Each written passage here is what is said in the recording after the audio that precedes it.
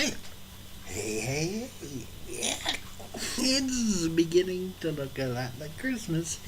It's snowing. Yeah. I love the first snow. I just don't like it when it gets deep and heavy and all this garbage. 11th.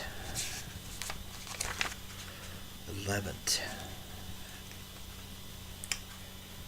Misery is optional. Oh. Man, that fits right in with the topic tonight. You know.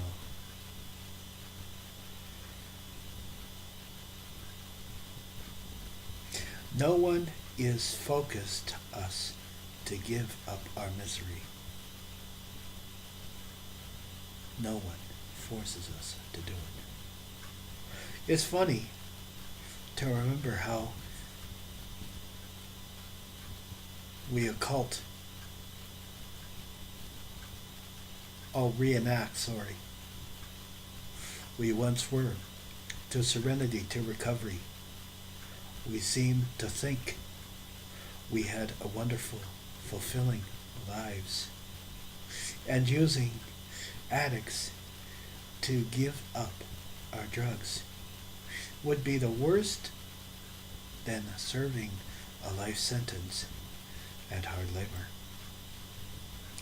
In reality, the opposite was true. Our lives were miserable. But we were afraid to trade the familiar misery and uncertainties of recovery.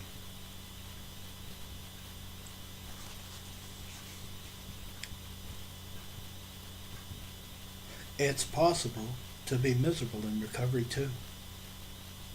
Though it was necessary, no one will force us to work the steps, go to meetings, or work with a sponsor. You don't have to do that. No. There are no any military that will force us to do the things that will force us from pain. But we do have a choice. We already chosen to give up the misery to active addiction and sanity of recovery. Now, if we are ready to exchange today's misery for even even greater peace, we have a means to do that if we are really want to. Just for today, I don't have to be miserable unless I really want to be today. I will trade my misery for the benefits of recovery.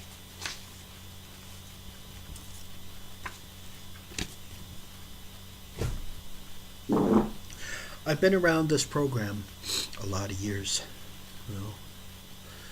and I've seen many people come and many people go. Come in to the ministry and think they got it all together, and then after 20 or 30 or 40 years go back out. They forgot the most important thing, All of us, I want to talk about the Serenity prayer today. God, grant me the serenity to accept the things I cannot change, and the courage to change the things I can, and the wisdom to know the difference. Well, I don't know if you believe in the Bible. Let's assume for a second here, if you'll bear with my ignorance and my egotistical maniacal attitude, okay? Let's assume that we all know what the Bible is, okay? When you read the Bible, do you do grasshopper effect, which is, let me see what I want to read. Oh, yeah, that's what I want to read. Okay, yeah. Hate gays and lesbians. Okay, I can do that. I'll do that for today. The next day you turn. hate enemies. Okay, I can do that. Yeah, yeah, I can do that. See, you're picking what you want out of the Bible. And this is what we've done with the Serenity prayer. You ever really looked at the Serenity prayer?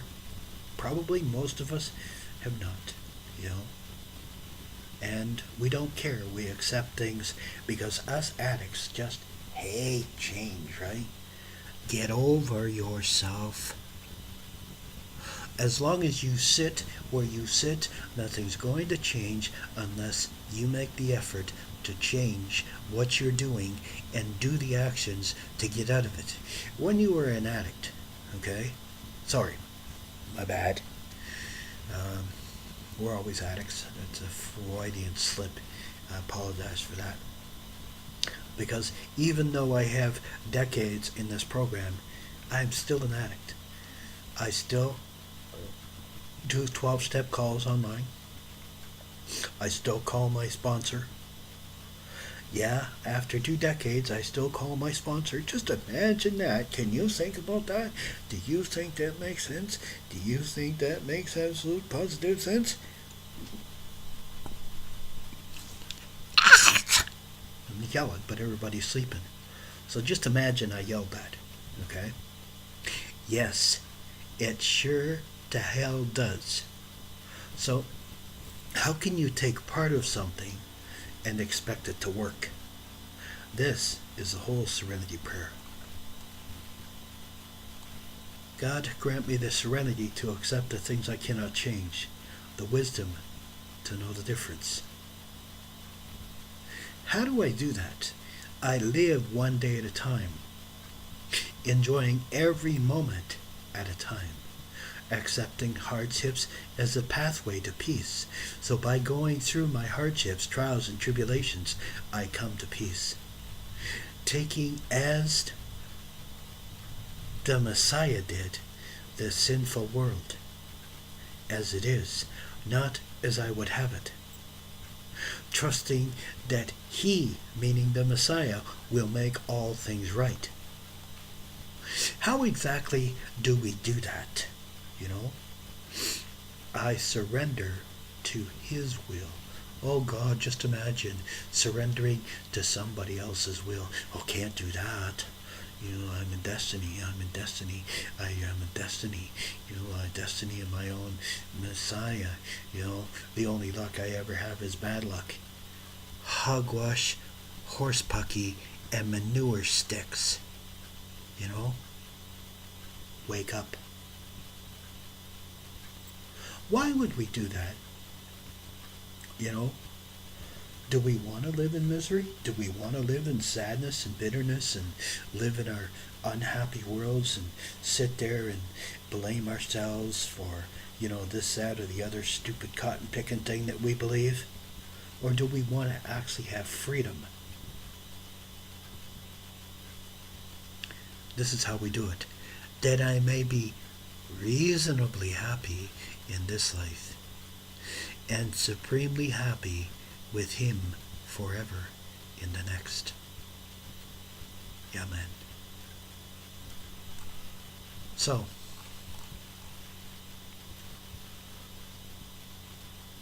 there is a way to do that. And, you know, I'm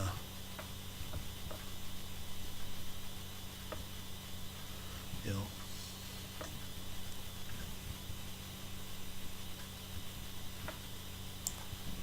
not going to do that right now, but, you know, if you want to know the secret, I can show you that secret.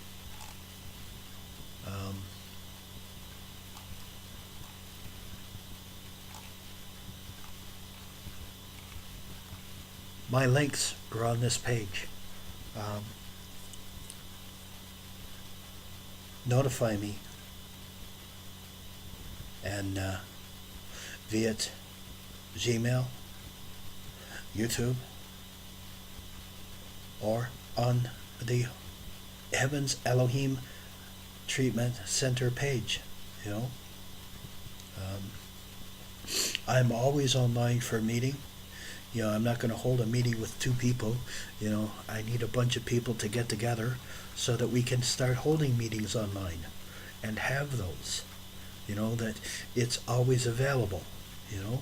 That's what's important for an addict, is to always have somebody there. Sitting in our own heads is a horrible, stupid thing to do. Why don't you take a gun and shoot yourself? But no, we don't do that. We want to sit there and wallow in our self-pity, our pittiness, our pettiness, our egotistical, maniacal attitudes, and sit there, oh, poor me, and I'm sorry, and don't fly no bad. Really? Well, if you never do anything, and you never act, and you do the same thing, and you're getting the same result, don't you think after you hit your head a few times on the wall that you're going to get the answer? No, you're not. You're just going to make your head bleed, or split it open and go get stitches. Oh, great, wonderful, I have a scar. Oh, yeah, girls will love me now.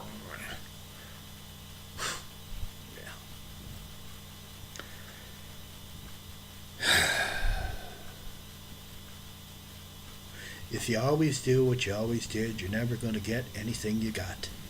Okay, it's that simple.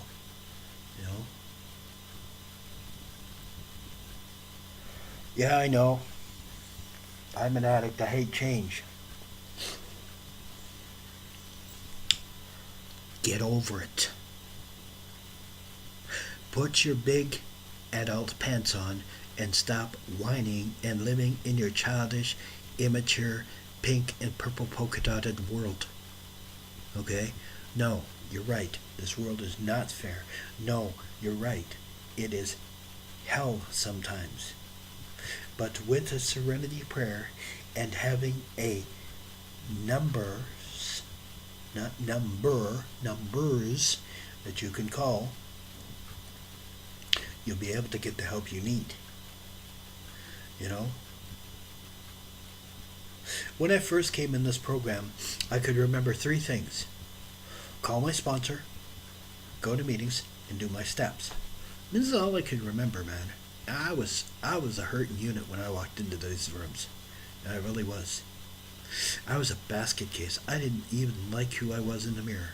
I couldn't even stand to look in the mirror. It took everything I had in my arsenal not to take that mirror and smash it to pieces. It really did. Because I hated what I was looking at. I'm 18. Why do I look this way? I never understood that. Why am I so old? How did I get here? What happened? It took years before I remembered my childhood because of the stupid drugs I put in my system. And I was under the crazy assumption that I had control of my life. Really? You tell me how this is control. Wake up in the morning before my feet even hit the ground, I'm using. I go change my daughter, take care of my daughter, put her back in the crib, have a party for the morning, okay, have a couple of this, that, or the other thing, check my daughter. What kind of father is that? The child lived in a crib. I couldn't have her out because everybody was smoking, this, that, and the other thing, and I didn't want her around that,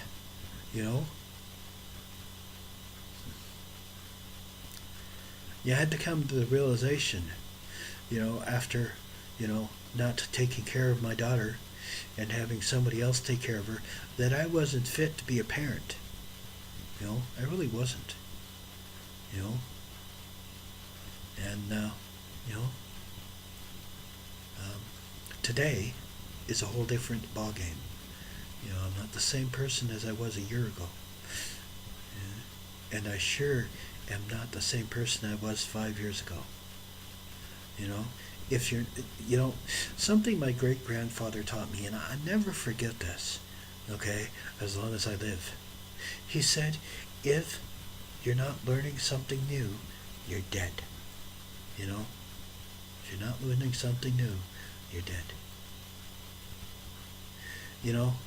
Learn everything you can about recovery.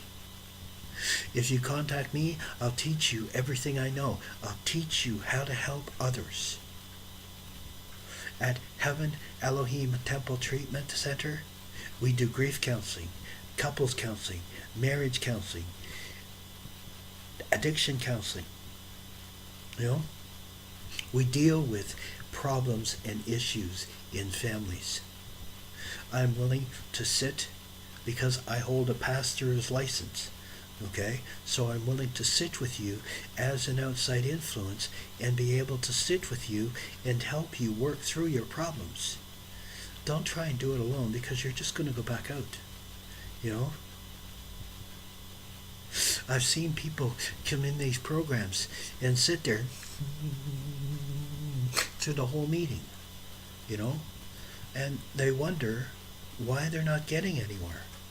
Well, they have humpty numbers, you know, and they sit there and say, I'm craving. Well, no wonder you're craving, dum-dum, you know, because you're sitting in your own head. You know, an addict in his own head is a dangerous place to be. That is not where you want to be, you know. You see, when I first came to NA, you know, my sponsor told me to buy this book. It's called Just for Today. It saved my life many times. I can't stress it enough. You can't do it alone. Don't try. You're going to fail. I had 6 years clean. Well, I can't say clean. I had 6 years away from drugs. You know, I walked into a home. They had my drug of choice, and that was it. I was gone 12 years, man. Okay? It's that easy. It doesn't take much. Don't be cocky in this program. That will get you dead. You know, I had a girl, okay? She was sitting 2 people away from me. I still can't get over this. You know, sitting 2 people away from me. She was happy, she was enjoying it, she was having fun in the meeting. Okay, she was sitting with her sponsor, she had spent all day with her sponsor, she was enjoying herself in the meeting. Monday, at the meeting, I found out she died. This disease is cunning, baffling, and powerful. And when we least expect it, it will reach up and grab you by the ass and tear you back down in the hole. And you may not make it back. You know, today I am still not over that. You know, is there something I could have done? Could I have said something? Could I have helped her? You know, it's called empathy and care. You know, since I've been in this program, you know, there's been 18 people die. 10 of those people died because they had time in this program, got cocky, and went out. One of them, or 2 of them, were my sponsors. One had 30 years, one had 22 years. My sponsor and I here were like this. He went out. Because he got complacent, he got cocky. Wasn't going to meetings, wasn't paying attention, was dating an underage girl, you know, was sponsoring her,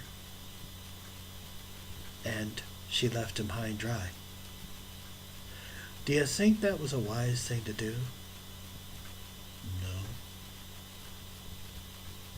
He's still not back. He's been to a couple of meetings, but he's lost weight, you know. He's under strict rules at work, you know.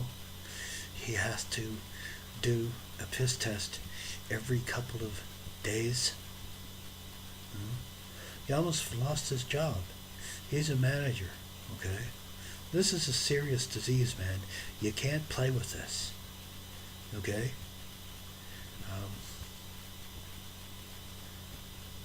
He was doing it alone. You can't do that in this program. that will get you out there. You know? Check me, okay? Look for me. Seriously. I can help you. I've been there. I've been through death, grief.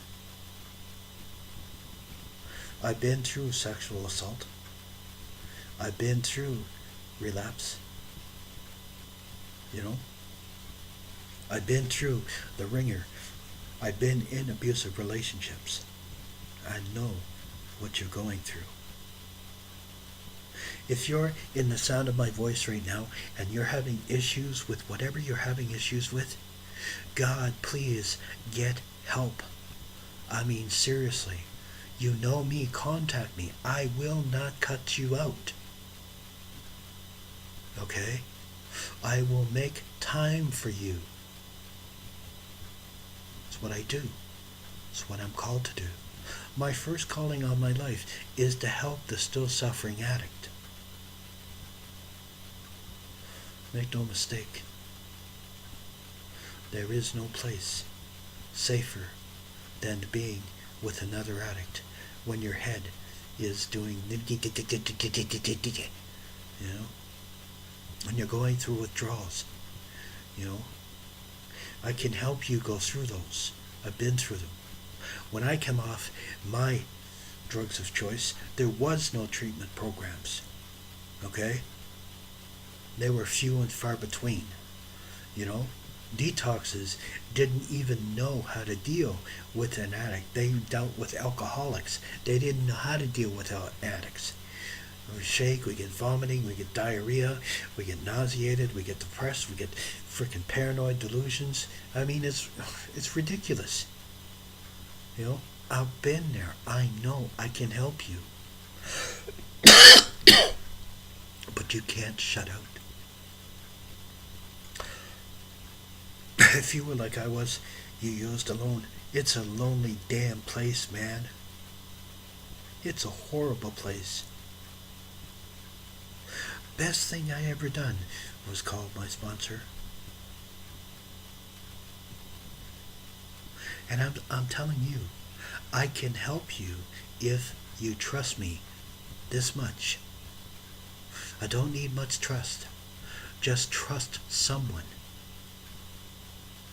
You know, my phone number's on this link. I'm always available. My phone is always on. If I'm sleeping, leave a message. I will get back to you. You can ask my sponsees. I always call them back. You know? Always do. You know? God bless you.